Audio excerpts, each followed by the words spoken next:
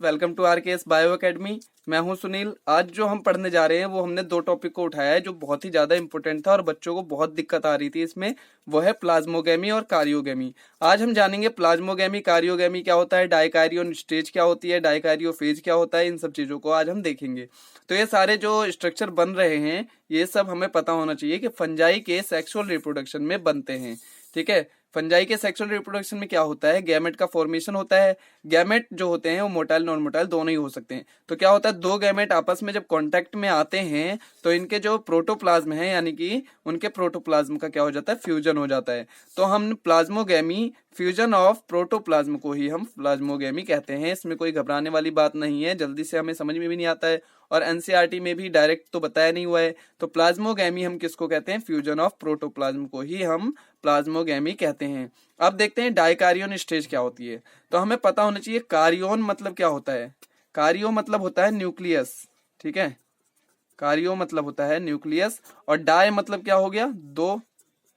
तो हमें यहाँ पर दिखाई भी दे रहा है कि यहाँ पर सेल तो एक ही है लेकिन उसके अंदर न्यूक्लियस कितने हैं, दो। तो दो न्यूक्लियस जब एक ही सेल में प्रेजेंट हो तो उस कंडीशन को हम क्या बोलते हैं, डाइकारियोन। ठीक है, उस कंडीशन को हम डाइकारियोन स्टेज बोलते हैं। अब डाइकारियो फेज क्या होता है, तो यही सेम दो न्यूक्लियस एक सेल में प्रेजेंट हो तो उसे हम डाइकारियो बोल ही रहते हैं और इसी को हम एक फेज बोल देते हैं। यानी कि ये एक फेज बन जाता है जो तब तक चलेगा जब तक इन न्यूक्लियस का फ्यूजन नहीं हो जाता। जब तक इन न्यूक्लियस का फ्यूजन नहीं हो जाएगा तब तक डाइकारियोन फेज चलेगा, डाइकारियो फेज चलेगा। ठीक है, आगे क्या होता है हम जानेंगे। कारियोगेमी क्या होती है, फ्यूजन ऑफ प्रोटोप्लाज्म को हम प्लाज्मोगेमी बोल रहे थे और अब हम देखेंगे कारियोगेमी क्या होता है। तो जब दोनों न्यूक्लियस आपस में फ्यूज हो जाते हैं तो उस कंडीशन को हम कारियोगेमी कहते हैं। ठीक है, यानी fusion of nucleus is called karyogamy. Confuse नहीं होना है, प्लाज्मोगेमी में protoplasm, P for plasmogamy and P for protoplasm, यानी प्लाज्मोगेमी में प्रोटोप्लाज्म का फ्यूजन होता है और कारियोगेमी में न्यूक्लियस का फ्यूजन होता है। हमें साफ साफ दिख भी रहा है कि कारियो मतलब हो गया क्या, न्यूक्लियस। कारियो मतलब हो गया न्यूक्लियस और गैमी मतलब हो गया फ्यूजन, यानी कि न्यूक्लियस के फ्यूजन को कारियोगेमी कहते हैं।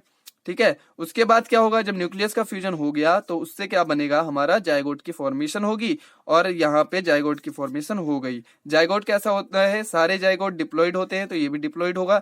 लेकिन हमें पता है कि फंजाई जो होते हैं वो हैप्लॉन्टिक इन नेचर होते हैं, यानी कि हैप्लॉइड ही होते हैं। तो इनके जाइगोट में क्या हो जाएगा, इनके जाइगोट में मियोसिस हो जाएगी।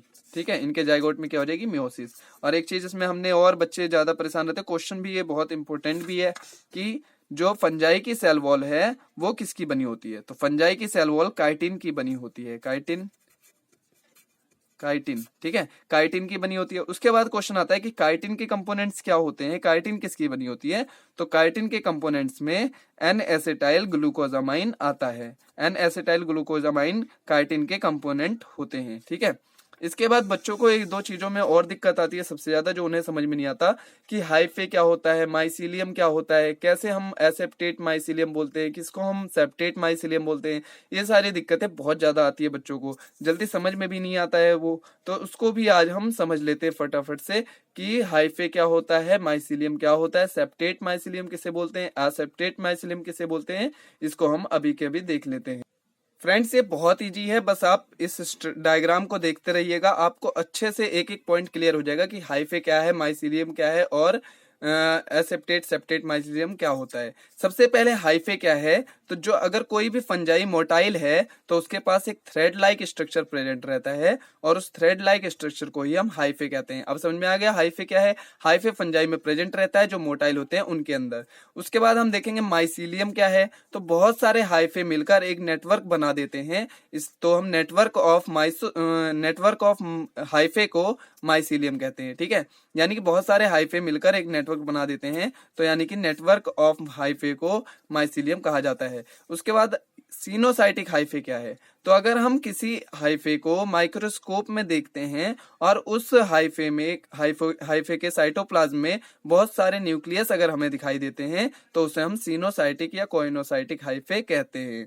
ठीक है, अब देखते हैं एसेप्टेट माइसीलियम क्या होता है। तो एसेप्टेट माइसीलियम हम उसे कहेंगे जब उसके अंदर जितने भी हाइफे प्रेजेंट हैं वो सारे अगर स्ट्रेट हैं यानी कि रेगुलर हैं तो उसे हम एसेप्टेट माइसीलियम कहेंगे। लेकिन अगर उसके हाइफे क्रॉस वर्ल्ड है, मतलब स्ट्रेट नहीं है बाकी चाहे जैसे हो, तो उसको हम सेप्टेट माइसीलियम कहेंगे।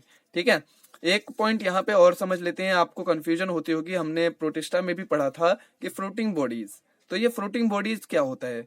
तो ये फ्रूटिंग बॉडीज जो होता है वो प्लाज्मोडियम के डिफरेंशिएशन से बनता है, और ये होता है मान लो हमारा फ्रूटिंग बॉडीज। अब इस फ्रूटिंग बॉडीज का जो टिप होता है उसके ऊपर बहुत सारे स्पोर्स प्रेजेंट रहते हैं, तो इसको बोलते हैं फ्रूटिंग बॉडीज। यही स्पोर क्या करेंगे, जब फेवरेबल कंडीशन आती है तो यही स्पोर डेवलप हो जाते हैं एक नए ऑर्गेनिज्म में, यानी कि इनके अंदर एबिलिटी होती है अनफेवरेबल कंडीशन को झेलने की, क्योंकि इनके ऊपर क्या प्रेजेंट रहता है, ट्रू वॉल प्रेजेंट होती है।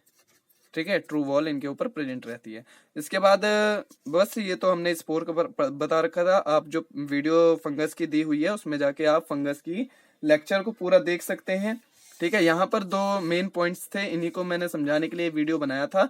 माइसीलियम हाइफे सिनोसाइटिक माइसीलियम और प्लाज्मोगेमी, कैरियोगेमी, डाइकारियोन स्टेज, ये सब क्या होते हैं ये बताने के लिए ये वीडियो बनाया था।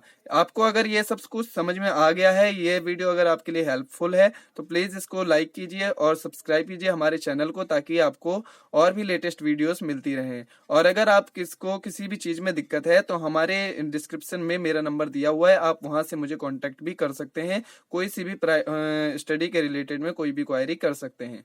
ठीक है फ्रेंड्स, तो सब्सक्राइब कीजिए हमारे चैनल को। मिलते हैं नेक्स्ट वीडियो में, टेक केयर।